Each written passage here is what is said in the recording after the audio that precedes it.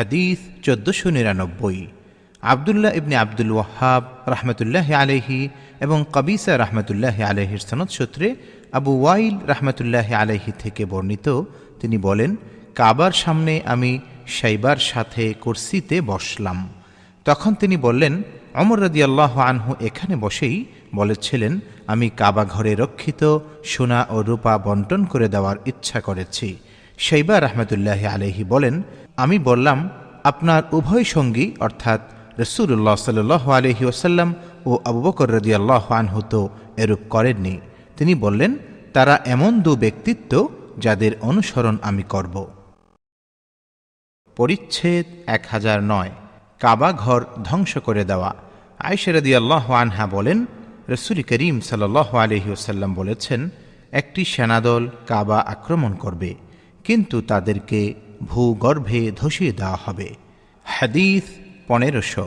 হযরত আমর ইবনে আলী রহমতুল্লাহ আলাইহির সনদ সূত্রে ইবনে আব্বাস রাদিয়াল্লাহু আনহুমা সূত্রে রাসূল করিম সাল্লাল্লাহু আলাইহি ওয়াসাল্লাম থেকে বর্ণিত, তিনি বলেন, আমি যেন দেখতে পাচ্ছি কালো বর্ণের বাঁকা পা বিশিষ্ট লোকেরা কাবা ঘরের একটি একটি করে পাথর খুলে এর মূল উৎপাটন করে দিচ্ছে। হাদিস 1501। ইয়াহইয়া ইবনে বুকাইর রহমতুল্লাহ আলাইহির সনদ সূত্রে আবু হুরায়রা রাদিয়াল্লাহু আনহু থেকে বর্ণিত, তিনি বলেন, রাসূলুল্লাহ সাল্লাল্লাহু আলাইহি ওয়াসাল্লাম বলেছেন, হাবশার অধিবাসী পায়ের সরু নলা বিশিষ্ট লোকেরা কাবা ঘর ধ্বংস করবে। পরিচ্ছেদ 1010। হজরে আসওয়াদ সম্পর্কে আলোচনা। হাদিস 1502। মুহাম্মদ ইবনে কাসীর রহমতুল্লাহ আলাইহির সনদ সূত্রে ওমর রাদিয়াল্লাহু আনহু থেকে বর্ণিত যে, তিনি হজরে আসওয়াদের কাছে এসে তা চুম্বন করে বললেন, আমি অবশ্যই জানি যে তুমি একখানা পাথর মাত্র, তুমি কারো কল্যাণ বা অকল্যাণ করতে পারো না। রাসূল করিম সাল্লাল্লাহু আলাইহি ওয়াসাল্লামকে তোমায় চুম্বন করতে না দেখলে আমি কখনো তোমাকে চুম্বন করতাম না। পরিচ্ছেদ 1011। কাবা ঘরের দরজা বন্ধ করা এবং কাবা ঘরের ভেতরে যে কোণে ইচ্ছা সালাত আদায় করা। হাদিস 1503। কুতাইবা ইবনে সাঈদ রহমতুল্লাহ আলাইহির সনদ সূত্রে আবদুল্লাহ ইবনে ওমর রাদিয়াল্লাহু আনহুমা থেকে বর্ণিত, তিনি বলেন, নবী করিম সাল্লাল্লাহু আলাইহি ওয়াসাল্লাম এবং উসামা ইবনে যায়েদ, বিলাল ও উসমান ইবনে তালহা রাদিয়াল্লাহু আনহুম বাইতুল্লাহর ভেতরে প্রবেশ করে দরজা বন্ধ করে দিলেন। যখন খুলে দিলেন তখন আমি প্রথম প্রবেশ করলাম এবং বেলালের সাক্ষাৎ পেয়ে তাকে জিজ্ঞাসা করলাম, রাসূলুল্লাহ সাল্লাল্লাহু আলাইহি ওয়াসাল্লাম কি কাবার ভেতরে সালাত আদায় করেছেন? তিনি বললেন, হ্যাঁ, ইয়ামানের দিকের দুটি স্তম্ভের মাঝখানে। পরিচ্ছেদ 1012। কাবার ভেতরে সালাত আদায় করা। হাদিস 1504।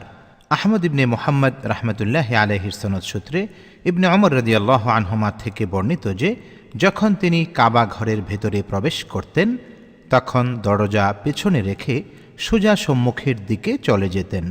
এতদূর অগ্রসর হতেন যে সম্মুখের দেয়ালটি মাত্র 3 হাত পরিমাণ দূরে থাকত এবং বেলাল রাদিয়াল্লাহু আনহু রাসূলুল্লাহ সাল্লাল্লাহু আলাইহি ওয়াসাল্লাম যেখানে সালাত আদায় করেছেন বলে বর্ণনা করেছেন, সেখানে গিয়ে দাঁড়িয়ে তিনি সালাত আদায় করতেন। অবশ্য কাবা ঘরের ভেতরে যে কোনো স্থানে সালাত আদায় করাতে কোনো দোষ নেই। পরিচ্ছেদ 1013। কাবার ভেতরে যে প্রবেশ করেনি। ইবনে ওমর রাদিয়াল্লাহু আনহুমা বারবার হজ করতেন কিন্তু কাবা ঘরে প্রবেশ করতেন না।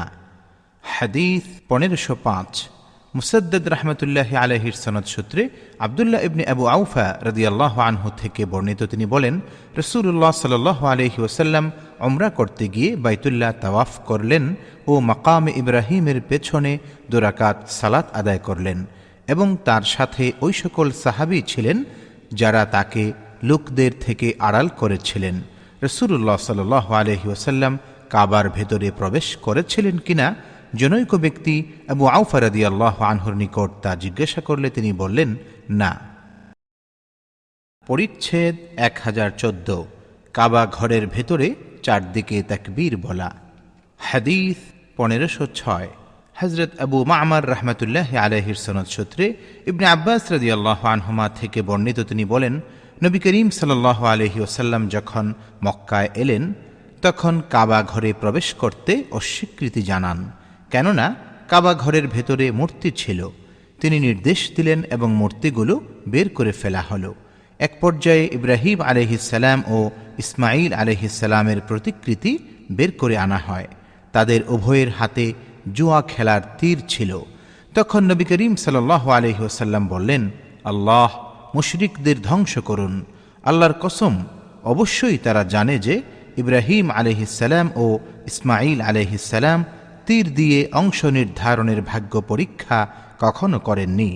এরপর নবী করিম সাল্লাল্লাহু আলাইহি ওয়াসাল্লাম কাবা ঘরে প্রবেশ করেন এবং ঘরের চারদিকে তাকবীর বলেন, কিন্তু ঘরের ভেতরে সালাত আদায় করেননি। পরিচ্ছেদ 1015। রমলের সূচনা কিভাবে হয়? হাদিস 1507। সুলাইমান ইবনে হারব রাহমাতুল্লাহি আলাইহির সনদ সূত্রে ইবনে আব্বাস রাদিয়াল্লাহু আনহুমা থেকে বর্ণিত, তিনি বলেন, রাসূলুল্লাহ সাল্লাল্লাহু আলাইহি ওয়াসাল্লাম সাহাবাগণকে নিয়ে মক্কা আগমন করলে মুশরিকরা মন্তব্য করল, এমন একদল লোক আসছে যাদেরকে ইয়াসরিবের জ্বর দুর্বল করে দিয়েছে।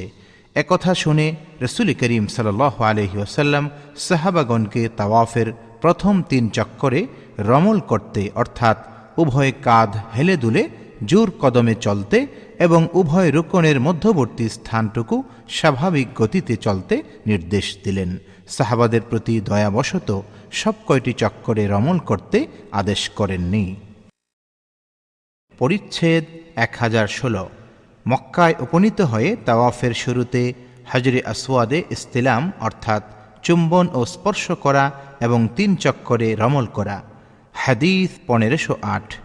আসবাগ রাহমাতুল্লাহি আলাইহির সনদ সূত্রে আব্দুল্লাহ ইবনে ওমর রাদিয়াল্লাহু আনহুমা থেকে বর্ণিত, তিনি বলেন, আমি রাসূলুল্লাহ সাল্লাল্লাহু আলাইহি ওয়াসাল্লামকে মক্কায় উপনীত হয়ে তাওয়াফের শুরুতে হাজরে আসওয়াদে ইস্তিলাম, অর্থাৎ চুম্বন বা স্পর্শ করতে এবং 7 চক্করের মধ্যে প্রথম 3 চক্করে রমল করতে দেখেছি।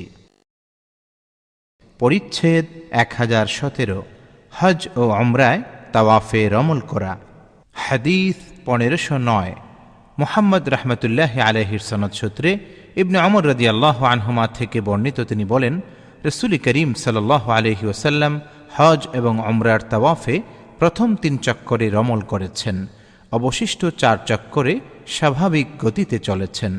লাইস রাহমাতুল্লাহি আলাইহি হাদিস বর্ণনায় সুরাইজ ইবনে নু'মান রাহমাতুল্লাহি আলাইহির অনুসরণ করে বলেন, কাসির ইবনে ফারকাদ রাহমাতুল্লাহি আলাইহি ইবনে ওমর রাদিয়াল্লাহু আনহুমা সূত্রে নবী করিম সাল্লাল্লাহু আলাইহি ওয়াসাল্লাম থেকে বর্ণনা করেছেন। হাদিস 1510।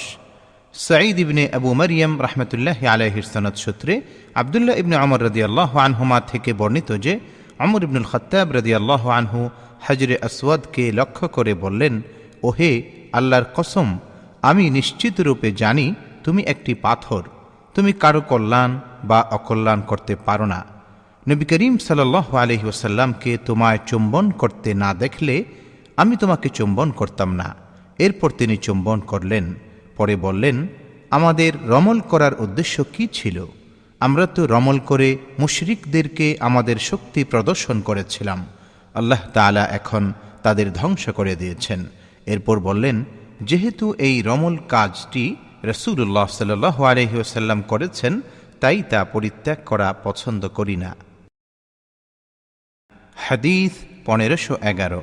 মুসাদ্দাদ রাহমাতুল্লাহি আলাইহির সনদ সূত্রে ইবনে ওমর রাদিয়াল্লাহু আনহুমা থেকে বর্ণিত, তিনি বলেন, যখন থেকে রাসূলুল্লাহ সাল্লাল্লাহু আলাইহি ওয়াসাল্লামকে তাওয়াফ করার সময় এ 2টি রুকনে ইস্তিলাম করতে দেখেছি, তখন থেকে ভিড় থাকুক বা নাই থাকুক কোনো অবস্থাতেই এ 2-এর ইস্তিলাম করা বাদ দেইনি। রাবি উবাইদুল্লাহ রাহমাতুল্লাহি আলাইহি বলেন, আমি নাফি রাহমাতুল্লাহি আলাইহিকে জিজ্ঞাসা করলাম, ইবনে ওমর রাদিয়াল্লাহু আনহুমা কি ওই 2 রুকনের মধ্যবর্তী স্থানে স্বাভাবিক গতিতে চলতেন?